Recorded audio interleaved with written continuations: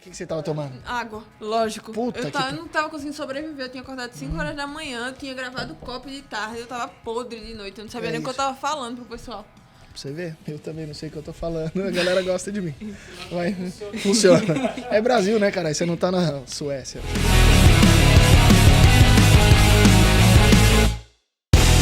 Fala aí, seus bitcorno, discípulo de Belo, como vocês estão? Você viu minha camiseta do Belo? Vi, É muito mas eu maravilhoso. sou a Tim Graciane. Quê? Você é Tim Porque ela é Graciane? esforçada, não precisou nem sair da academia pra Ah, eu achei ela olha lá. esforçada. Temos um ponto aqui. Comente aqui. Ó, é sério, uma enquete muito séria. Se você é Tim Belo ou Tim Graciane. Bom, hoje eu chamei a nossa super analista aqui, melhor analista de criptos do Brasil, Lu Pires. Já vou deixar o arroba dela aqui em cima. Como é que é? @Luiza Pires, Luiza com S, tá? Luiza Underline. Pires, underline e Pires também com S no final. Com S no final. Excelente. Gostaria de começar falando o que é o halving, que algumas pessoas falam halving. O certo seria halving. Porque é o paraíso? half. Não, mas é porque é o E paraíso. porque é o heaven. Ah, pode Heaven ser de também. paraíso, entendeu? Pode ser também. Mas a galera gosta de falar halving.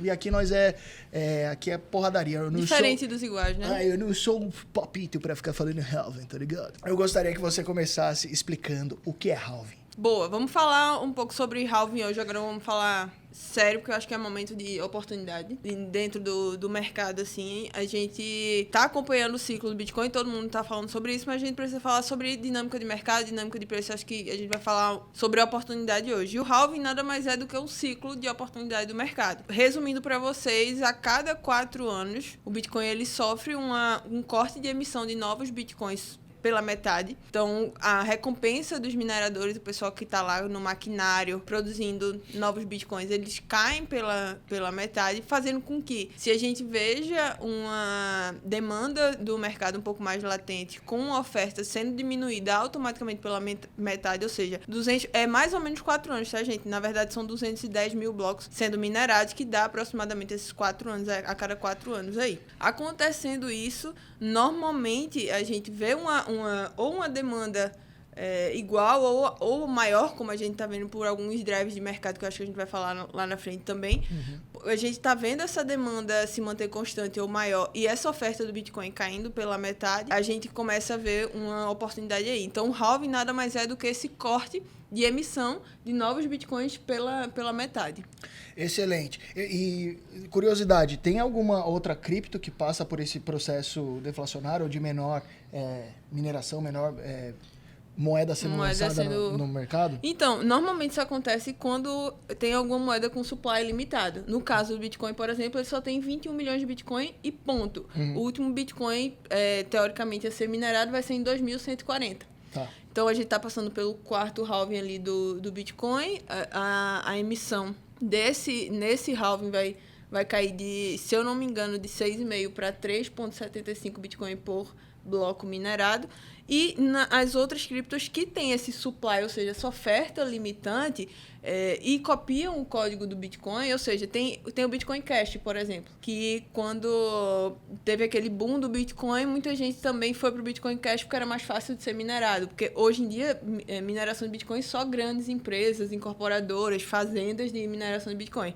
O que aconteceu? Muita gente ficou obsoleta com aquelas placas de vídeo para fazer mineração, e aí foram sendo criadas algumas outras criptos que também tem halving, mas não se provou, porque é como se fosse um Ctrl-C, Ctrl-V ali do Bitcoin, vamos dizer assim, né? Então, Por que alguém faria isso se o Master Blaster tá fazendo? Né? Exato, que de uma maneira completamente diferente, né? Então existe sim, mas não com a força do Bitcoin em si. Uhum.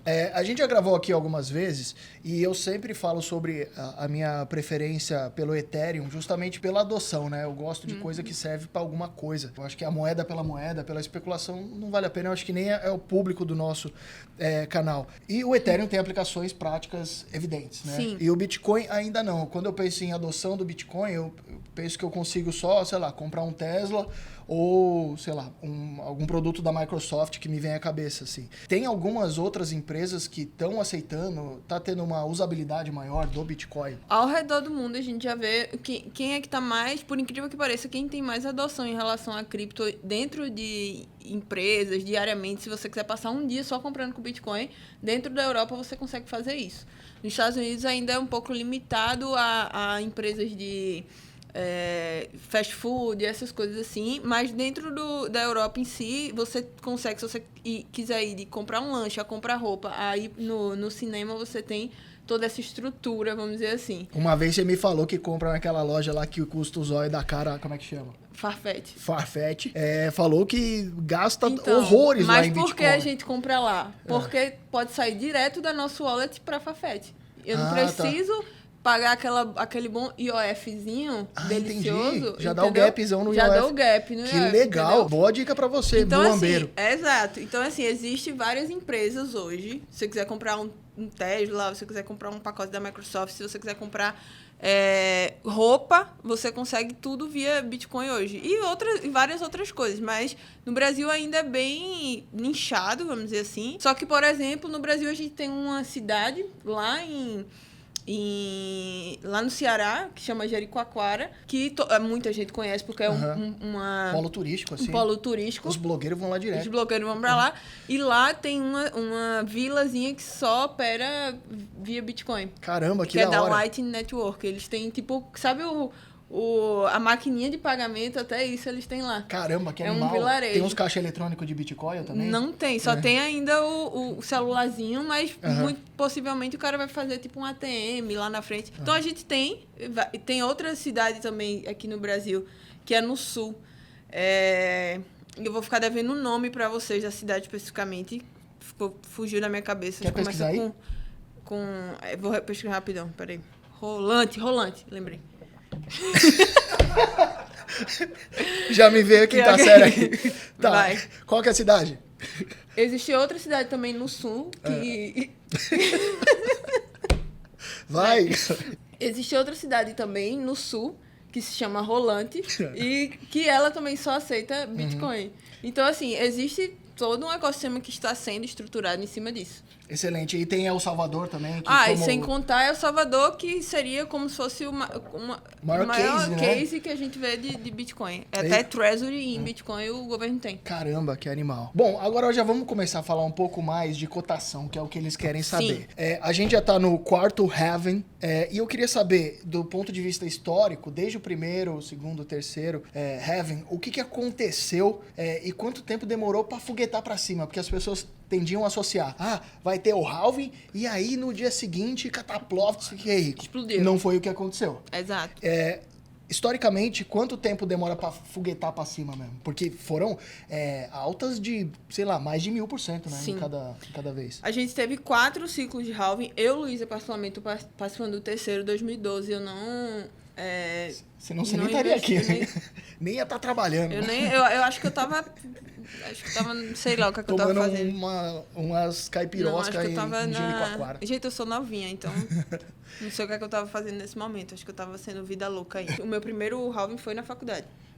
E aí, como é que esse ciclo funciona, né? A gente teve o halving em 2012, que eu, Luísa, particularmente, não conto muito, porque assim, a gente teve o Bitcoin em 2009, 2000 sendo um use case, vamos dizer assim. 2010 foi aquele transação famosa da pizza. E aí a gente teve o halving em 2012. Por que eu não conto muito? Porque era algo muito assim... Esse ciclo... Era só nerd que tinha. Então eu não conto muito esse halving. E aí a gente teve uma valorização de mais de 20.000%. Foi onde realmente saiu de 5 centavos para esse primeiro ciclo de $3.000. Tá, e o segundo? No segundo halving é quando eu começo a contar. Que foi uma valorização também expressiva, logicamente, que nenhum outro ativo vai te dar isso, que foi uma valorização de 8.000%, e aí onde tinha liquidez de mercado, onde tinha várias corretoras que foram lançadas, porque a maioria das corretoras elas foram lançadas no primeiro halving ali em 2012. E aí, onde realmente tinha liquidez, você conseguia fazer essas negociações, não era mais aquelas loucuras de white paper. Antigamente, você tinha que escrever o código do Bitcoin para poder passar para outra pessoa. Enfim, era bem diferente. Então, eu conto a partir desse halving. Que foi de 8.000%. Que foi de 8.000%. Aí o terceiro. O terceiro halving, ele foi de 870 e poucos por cento. Que 78, também é bom, 70, muito bom. E esse... Você reparou que existe uma tendência de diminuição de valorização? Sim. Então, assim... Mais gente negociando também tem menos distorção de preço, né? Exatamente. Só que... E é o que eu sempre falo. E a tendência é que a gente, nesse halving de agora de 24, é que a gente tem uma valorização... Eu acho que 1/3 disso no máximo. Eu acho que o Bitcoin chega a 200, 250, 300%. Porque... esses ciclos de halving, e eu também não vou me estender muito, mas eles tendem a ter essa adoção em massa, vamos dizer assim, em que a gente não consegue ter essa elasticidade de preço por vários motivos. Primeiro, porque na época só tinha Bitcoin, aí depois só tinha Bitcoin e Ethereum, e agora tem um mercado pulverizado com mais de 20 mil criptos. Então, a gente tem uma pulverização muito grande em relação aos outros. Segundo, que tem a adoção institucional, então a volatilidade dos preços são menores, é algo mais... Vamos, infelizmente ou felizmente, porque a gente quer uma adoção maior, mas algo mais profissional, onde o cara não tem um circuit break como tem na bolsa, mas que o cara tem, desde que começou mesmo de fato a ter esse interesse institucional, a gente não viu o Bitcoin cair mais que 20%. Isso era um absurdo, porque eu, Luísa, já saí de comprar Bitcoin a $20 mil e ele bater 2.800. Nossa senhora. Então, assim, não existe mais essa volatilidade no mercado de cripto. Porque tem tem muita gente parruda hoje no book de ofertas. No book de oferta. Você não consegue fazer aquela patifaria toda. Exatamente. Então, no Bitcoin. E aí, pra gente amarrar essa questão, os halvings, eles vêm diminuindo o ciclo, e a gente tem uma tendência ali, após o halving acontecer, de um ciclo de alta, de explosões de preço, de mais ou menos 16 a 18 meses. É o que os dados on-chain, ou seja, para o pessoal que está assistindo, os dados fundamentalistas de cripto mostram para vocês. Então, a gente tem essa tendência de preço, vamos dizer assim, nesse ciclo. Assim como a gente tem ciclo de mercado onde a gente está, às vezes, mais em renda fixa, às vezes a gente está em ativos de risco, cripto também. Só que a nossa segurança em cripto é o Bitcoin. Então, normalmente a gente se expõe mais a altcoin nesse ciclo de halving e fica com menos Bitcoin na carteira. Quando o ciclo de halving vai diminuindo, a gente se expõe mais a Bitcoin e Ethereum agora, que está se tornando uma segunda força motriz em relação a interesse institucional. Excelente estratégia, parabéns, Luísa. Agora, com esses grandes fundos comprando Bitcoin e diminuindo a possível volatilidade que o Bitcoin está tendo, eles estão aumentando a exposição ou estão dando uma regada? Todo mundo falou, depois que o institucional entrar, vai ser explosão de acabum do verão.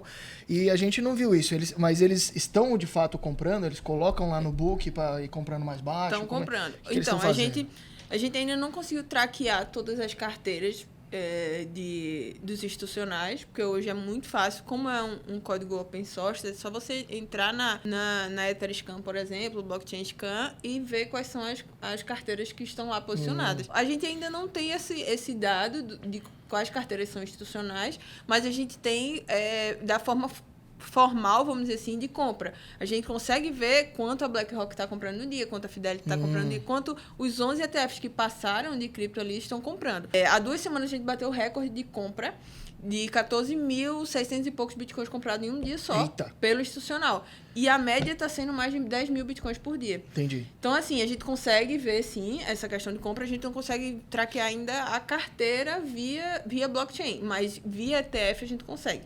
Que é vamos supor que é 90% aí de todo esse volume financeiro de cripto.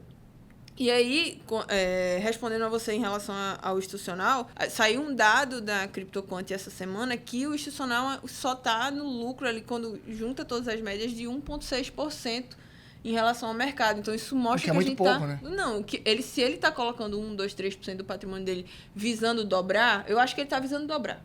Eu acho, assim, na minha opinião. 100% na cachola. 100% na cachola. Se ele está colocando isso, e a gente está vendo o Bitcoin nesses patamares de preço, não vou adiantar, porque eu sinto no meu coração que você vai fazer aquela pergunta, eu não vou falar, Mas a gente tem, no mínimo, aí uma perspectiva, como eu falei para vocês, olhando os halvings e olhando o espelho institucional de um Bitcoin, ou talvez o ETF de Ethereum também aparecendo ali, de um ciclo de 200%, vamos dizer assim. A gente acabou de olhar aqui, dados fidedignos e real time, no momento que a gente grava, $66 mil um Bitcoin. Quando que chega em 100k pra você me pagar um Macallan 18 anos, que é o meu whisky favorito? Muito provavelmente. Eu quero a data e o horário, se tá bom. Falando sério, assim, o que é que eu acredito muito? Acho que a gente tem muitos drives macro e você consegue falar muito melhor do que eu. De taxa de juros? De taxa de juros, tudo. Isso influencia mesmo. Influenciando. Os dados no começo do ano eram muito mais positivos do que a gente tá vendo agora. Tá meio embaraçado, vamos dizer assim. Então, eu tenho uma perspectiva muito boa pro segundo semestre. Tá. Eu acho que a gente tem que estar nesse período de acumulação agora no primeiro semestre. Tem drives muito bons no segundo semestre. Para destravar, né? Para destravar a liquidez. A gente precisa que destrave a liquidez do mercado para a gente chegar nos 100 mil. Então, se eu fosse dar um chute de verdade, assim, que eu acredito de perspectiva, segundo semestre. Tá. Desse ano ainda, desse ano, de 2024. Tá. Eu acho que no segundo semestre a gente vai ver esse destrave de valor. Imagina, juros caindo, aumento de liquidez dentro do mercado, ETF do Ethereum saindo também. Então, assim, trazendo interesse maior no mercado. Eu acho que porque a gente está tanto tempo, se vocês quiserem olhar o gráfico, porque a gente faz um mês que a gente está nessa lateralidade dos 60, 70. Bateu lá o all-time high, 72, acabou-se. Ficou entre 70 e 70 desde então. Então, assim, o que é que a gente precisa para destravar mais valor de interesse? Porque o Bitcoin nada mais é do que oferta e demanda. Quem estiver falando que é outra coisa, essa pessoa é completamente psicopata. Não, mas isso é o que rege os preços de qualquer coisa. Não, celular, exato, microfone, né? E moedas também. Quando você pensa cotação real e dólar, é interesse. Oferta e demanda pelas duas moedas. Não tem muito não tem como escapar, inventar, né? exato. Não tem. Então, assim, a gente precisa, eu estou sendo completamente honesto aqui, desse interesse por ativos de risco, em geral, não é só Bitcoin. Porque Estados Unidos, governo americano, pagando 5 e poucos % ao ano, sem risco nenhum, como é que você vai competir com um cara desse? Exato, né? Então, não tem como competir. Eu acho que eles começando a cair taxa de juros, que eu também não sei quando vai ser, porque o mercado de trabalho lá está muito aquecido, mas eles começando a cair juros, o Bitcoin, assim como toda a renda variável, tende a o pessoal vai correr para ativo de risco. E talvez as pessoas se exponham mais ao risco em relação ao Bitcoin, porque tá caro ficar de fora. Então, talvez o cara vai lá colocar 2% do PL dele em Bitcoin. E essa é uma das maiores cagadas que o investidor faz, que é esperar acontecer o negócio para depois fazer. Você tem que, como ela disse, acumular e comprar mais agora, que tá tudo meio nebuloso, para quando porrar, você tá mais exposto. Agora, a derradeira. Eu quero que você crave. Já cravou a data, agora eu quero que você crave a projeção do Bitcoin, topo histórico pós-halving. Você já tinha falado alguma coisa em torno de 300% de lucro? Eu acredito que 200%. 200%? No que a gente está hoje, 250. É bom, então, assim, tendo uma projeção conservadora, vamos dizer assim, olhando para o retrovisor, lógico que o desvio padrão que a gente tem é muito pequeno, 3 halvings só, mas olhando esse corte de oferta com essa projeção de demanda, eu acredito muito que numa projeção conservadora a gente fique entre 100 e 150 mil, e numa projeção ultra otimista, a gente fica entre 150 e 180 mil até o final desse ciclo, entre 14, 16, 18 meses aí. De novo, gente, a gente não vai ver o Bitcoin subindo reto. São ciclos. Assim como a gente tem ciclos no mercado tradicional, é só vocês olharem o gráfico do Bitcoin. Sim. Entendeu? A tendência é alta infinita, logicamente, mas no curto prazo a gente tem que ter essa consciência de realizar lucro em certos momentos, assim. Excelente. Para você saber quando comprar, quando vender, essa mulher que sabe de todos os bagulho, sigam ela aí. Muito obrigado para você que ficou até o fim e você que não ficou, você nem vai ver essa parte, então não faz sentido eu falar porra nenhuma. Valeu, Lu. Muito obrigado. See you next time. Yeah.